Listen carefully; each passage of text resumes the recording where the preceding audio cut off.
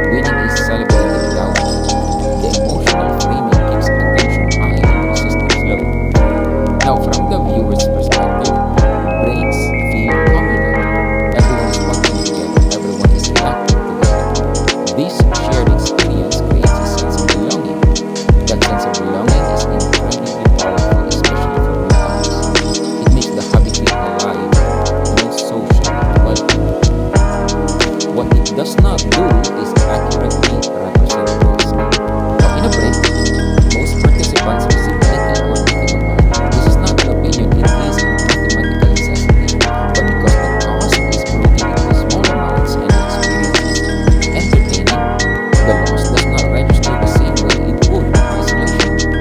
$30 feels like a ticket, not an investment.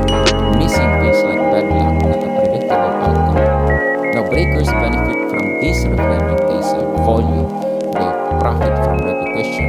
The system does not require participants to win, it requires them to keep buying spots. Entertainment keeps that loop going and going. Now, influencers, they amplify this effect by adding authenticity. Many influencers present themselves as knowledgeable guides. They speak confidently about flavors, products, and trends. They analyze marketing, they break out frame purchases as smart moves. For newcomers, this feels like education. What often goes unexamined is incentive.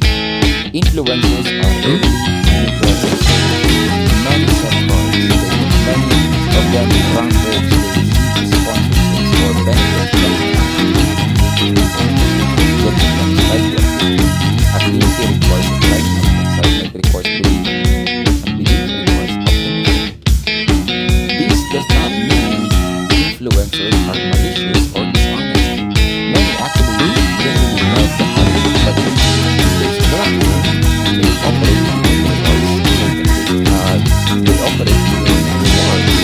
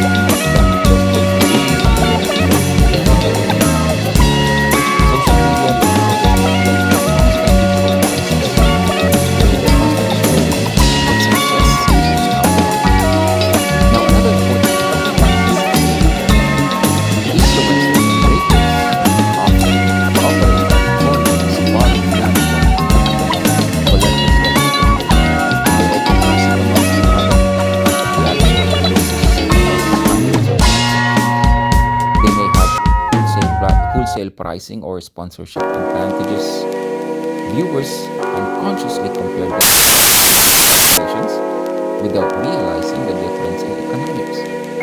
What works at scale does not work at the individual level. A breaker can afford variance, a hobbyist cannot. But online, those distinctions blur. Everyone appears to be playing the same game, but in reality, there is also the issue of repetition. Seeing the same messages over and over makes them feel true. If dozens of creators talk about the player as a can't miss investment, that consensus feels real. It does not matter whether it is justified. Familiarity creates credibility. This is how hype cycles form, not from a single voice, but from many voices echoing each other. By the time the skepticism appears, prices have already moved. Those who enter early feel validated. Those who enter late, they inherit the risk. But the final distortion comes from identity. Social media encourages people to build personas around the hobby. Being a collector becomes part of how people present themselves. Admitting losses or uncertainty threatens that identity. It is easy to stay optimistic than to be honest. This is why critical discussions is rare and often uncomfortable. It breaks the shared illusion. It reminds people that outcomes are uneven. It challenges the idea that passion guarantees success. Now, understanding this system does not require judging social media or breakers or influencers entirely. It requires recognizing what they are designed to do. They are not neutral mirrors of reality. They are entertainment platforms with financial incentives layered on top. Once you understand that, your relationship with content changes. You stop asking, why am I not winning like them? And you will start asking, why am I not? What am I not being shown? You stop treating highlights as benchmarks. You start treating them as expectations. This clarity is liberating. It allows you to enjoy the spectacle without internalizing false expectation. It lets you participate without being pulled into cycles that benefit everyone except you. Social media did not ruin the hobby, but it did compress, it exaggerated, and reduced joy. Fewer were eventually the daily hobby. It turned into speculative performance. It turned into speculative. Now, for newcomers, the most important skill is not learning which art to buy. It is learning how to filter what you see. Understanding that most of what appears online is designed to filter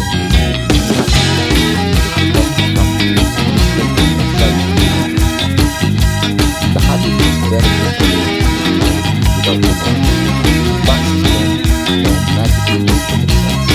Most breaks lose money. Most cards do not appreciate. Most success stories are partial or temporary. Now that reality does not make the hobby bad. It makes it honest.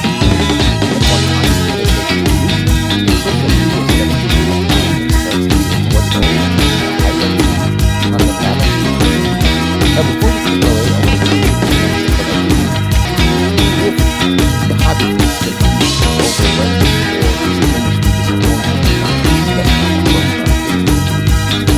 It offers understanding between reality and fantasy. Social media plays as an index of as a normal success. The real hobby is quieter than that, slower, less dramatic.